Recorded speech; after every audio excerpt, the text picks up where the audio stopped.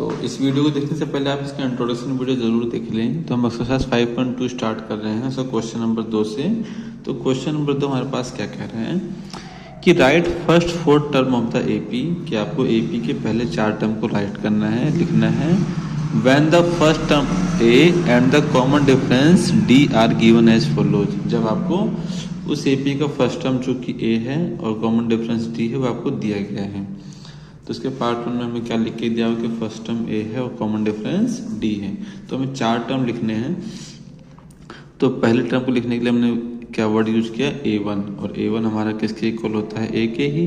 तो a हमारे पास कितना है, 10। तो फर्स्ट टर्म आपका हो गया 10।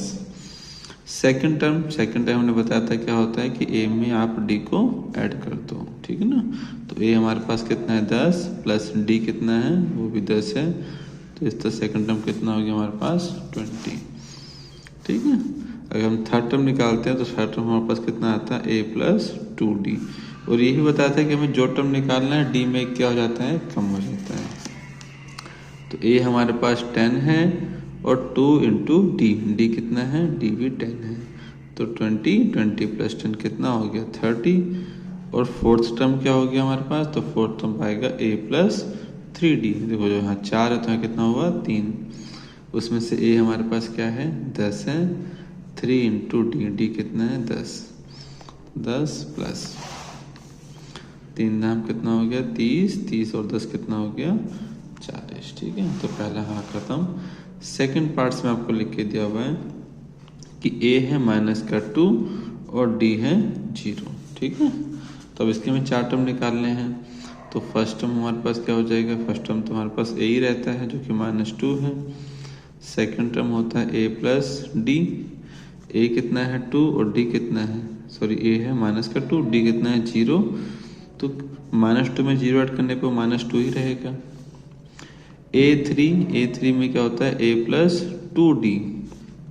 तो a -2 प्लस 2 इंटू डी, और d हमारे पास क्या है 0 है। तो 0 बन गया -2। a4 a plus 3d, a है -2 प्लस 3 इंटू डी कितना है 0।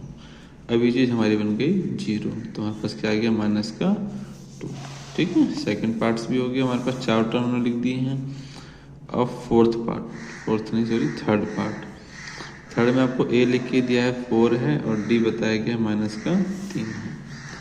अब इसको भी हमें 4 टर्म लिखने हैं। तो फर्स्ट टर्म a, तो a ही रहता है और वो कितना गिवन है हमको 4। सेकंड टर्म हमारे पास क्या निकल के आता है a प्लस डी। a कितना है 4 है प्लस, और d कितना है, d है -3, ठीक है। अब इस बात को जानते ही हो कि अगर प्लस और माइनस यानी ऐसी सिचुएशन आ जाती है ना ऐसी, तो क्या बन के आता है माइनस। तो ये आएगा हमारे पास -3। तो कितना बचेगा 1। तो सेकंड टर्म हमारे पास कितना हो गया 1। ऐसे थर्ड टर्म कैसे आता है a प्लस 2d। तो a हमारे पास है 4 और 2 इंटू डी कितना है -3, ठीक है। अब देखिए 4 प्लस 2 3 6 और प्लस माइनस। अगर हम 4 में से 6 को माइनस करेंगे तो हमारे पास क्या मिलेगा -2। ऐसे फोर्थ टर्म निकालना है तो कैसे आता है a प्लस 3d। तो a लिखोगे 4 प्लस 3 इंटू डी है -3 प्लस माइनस और 3 3 9, तो -5। ये हमारे पास आ गया फोर्थ टर्म। तो एपी के हमारे पास 4 टर्म ये हो गए। पहला टर्म हमारे पास 4 ही था, दूसरा 1 निकला, तीसरा टर्म निकला -2, चौथा -5, ठीक है। और इसमें हम देखते हैं फोर्थ पार्ट को। फोर्थ पार्ट में हमको दिया हुआ है a है -1 और d हमारे पास है 1/2। और हमें क्या करना है, इसके भी 4 टर्म निकालने हैं। तो फर्स्ट टर्म तो हमारा a ही होता है जो यहाँ पे -1 है। सेकंड टर्म हमारे पास कैसे आता है a प्लस d को जोड़ करके। तो a -1 है प्लस d 1/2। अभी फ्रैक्शन वाला सम आ गया, उसके लिए फ्रैक्शन वाला सम आना चाहिए आपको। इसके बारे में क्या मान लोगे 1। फिर हम एलसीएम निकालेंगे, 1 और 2 का एलसीएम तो हमारे पास 2 ही रहेगा। फिर इस 2 को 1 से डिवाइड करने पे 2 आएगा, 2 को 1 से मल्टीप्लाई किया है तो 2, फिर 2 को 2 से भाग किया तो 1 आया, 1 कम 1 तो हो गया -1/2 हो गया सेकंड टर्म। अब निकालते हैं हम थर्ड टर्म।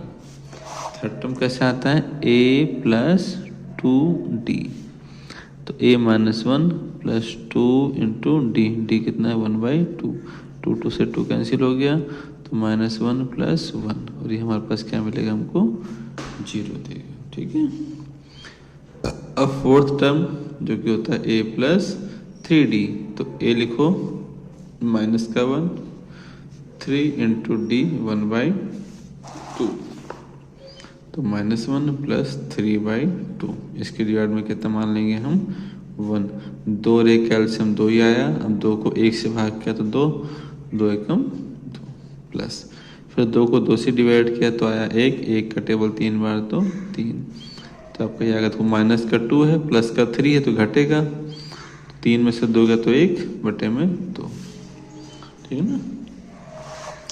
अब इसके 5वें भाग के अंदर देखो, इन सॉल्व करने के लिए आपको इस चीज़ का ज्ञान होना चाहिए और आपको फ्रैक्शन के ऐड और माइनस भी आने चाहिए। ठीक है, 5वां जो कि इसका आखिरी क्वेश्चन है, ए हमें दिया हुआ -1.25 और डी लिख के दिया -0.25। अब हमें 4 टर्म निकालनी है तो फर्स्ट टर्म तो हमारा क्या होता है, ए ही होता है और जो कि क्या दिया हुआ 1 - 1.25। सेकेंड टर्म हमारे पास होता है a + d तो लिखिए a पे लिखो क्या है -1.25 d ये रहा 0.25 -1.25 प्लस माइनस माइनस होता है 0.25। ठीक है, अब क्या करोगे इसको, देखो दोनों माइनस वाले नंबर है तो जुड़ जाएंगे तो 1.25 0.25 को मिला के आता है -1.50 तो इसको हमने ऐसे किया है 1.25 में 0.25 को इस तरह से हमने जोड़ दिया है। 5 × 5 10 ऐसे लगा 1 5 और 1 का 1।